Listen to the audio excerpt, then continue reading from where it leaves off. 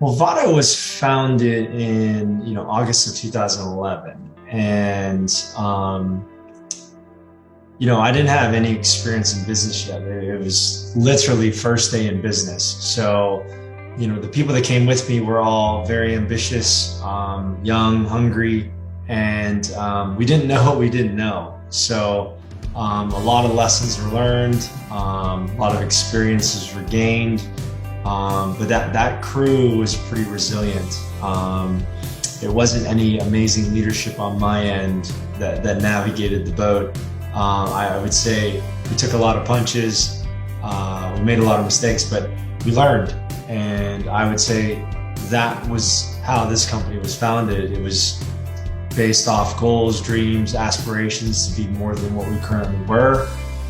We built up a resilient tolerance to pain and mistakes.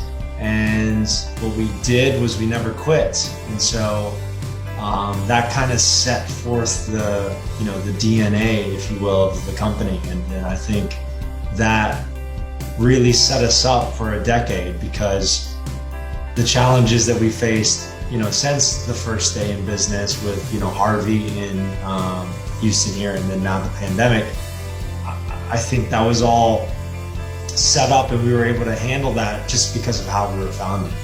Harvey was interesting. I had, it was totally out of nowhere. It was a complete surprise. I'd never experienced a hurricane in my life before, living in Pittsburgh and then, all over the place. I've never been in a hurricane risk area.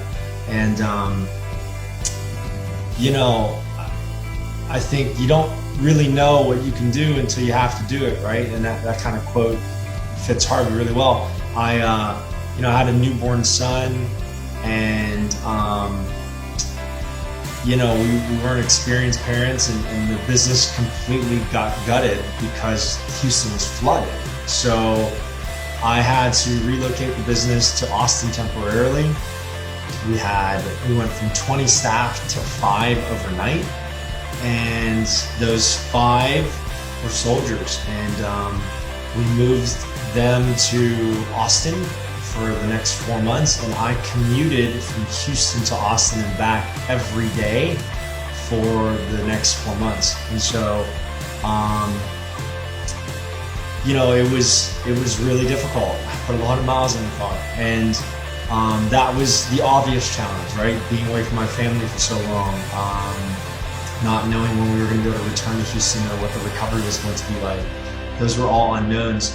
I tried to use that time period. The positive was I was very fortunate, and in the sense that I had my family around me, and I used it as a time to just grow. And, personal development's funny, right? I think everybody wants to grow personally.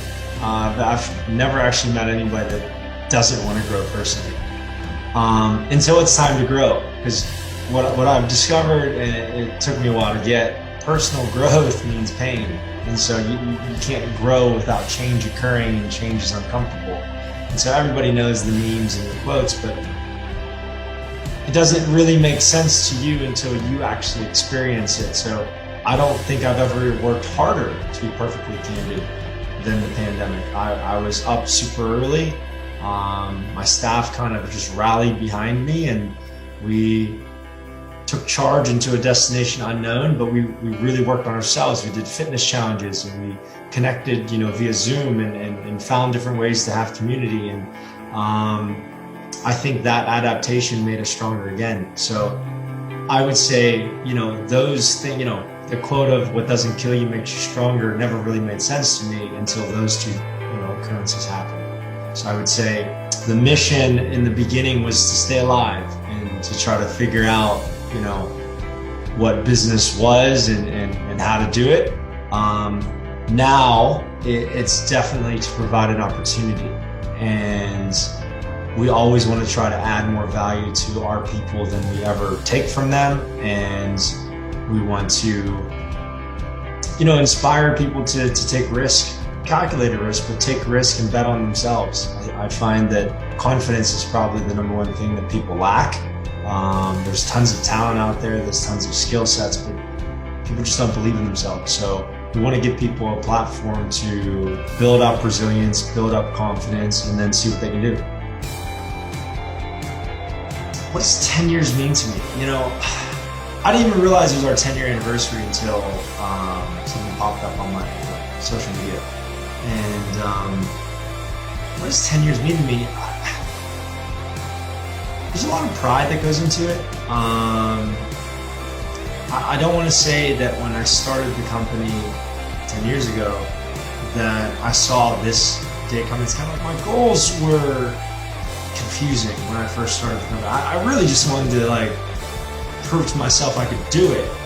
And so I didn't really have these crazy lofty goals in the very beginning,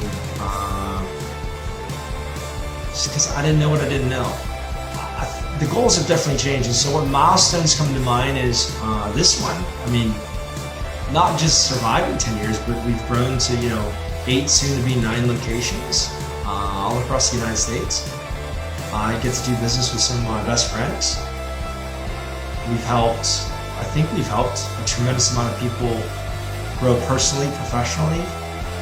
We've given experience to thousands of people. We've created millions of dollars of revenue for large clients. So those are all the boxes that get checked off socially and that look really cool. I'm super proud. There are a lot of not proud moments in that 10 years and a lot of, losses, on the scorecard. But I think every single one of them has taught me something. If anything, the last 10 years feels like it was just the start. I think it's a really cool milestone for everybody that's been a part of it. Current employees, past employees, everyone's had their part in it. And so I'm super grateful for everyone that's come across my path because they either helped build this or they taught me something. And so I think that perspective is only something I could say now as a father of 2 that I wasn't able to say when I started. And so I'm immensely proud of every person that's come through our doors and has helped, put one brick together to build this thing. And I'm super excited for what the future holds.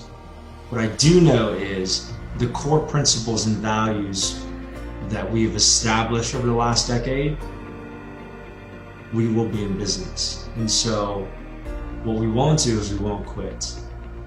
What we won't do is we won't take shortcuts for a client. What we won't do is we won't choose profit over people. And so I think with those kind of core principles and, the established kind of experience that we have in our leadership teams, the people that we work with, the clients that know us, our track record, our history, our confidence in ourselves, our ability to execute and get things done, I think whatever challenge, because there will be more challenges that get thrown our way, we'll figure it out.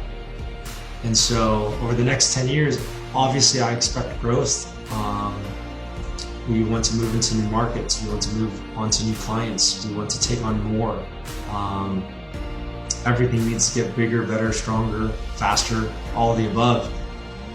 If you don't have those core values and principles built within our organization, then we couldn't do it. And I'm very proud to say we do have that.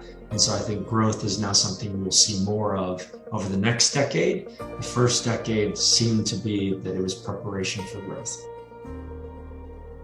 What I would tell people to do is stop chasing money, stop chasing accolades or fame or all that stuff that I've made mistakes on doing, and just really work on you. I've heard tons of corny cliches over the years of, the best investment you're ever going to make is in you. The best, dollar spent is on you. Like I've heard that, but until you actually do it and you go through it and you experience it, you're not really going to understand it. And so what I would say to everybody is take a chance on you. Do something that forces you to bet on yourself, where you have to perform, where you have to give it everything you got, where you have to step outside your comfort zone. And only then you're really going to realize what your potential is, what you're made of, and how great you can be. And until you do that, there's always going to be that question in the back of your head whether or not you can do it. So over the past 10 years, I would say that I give the same advice to my children that I would to anybody else, like bet on you. And if you do that, you're always going to end up winning in the end.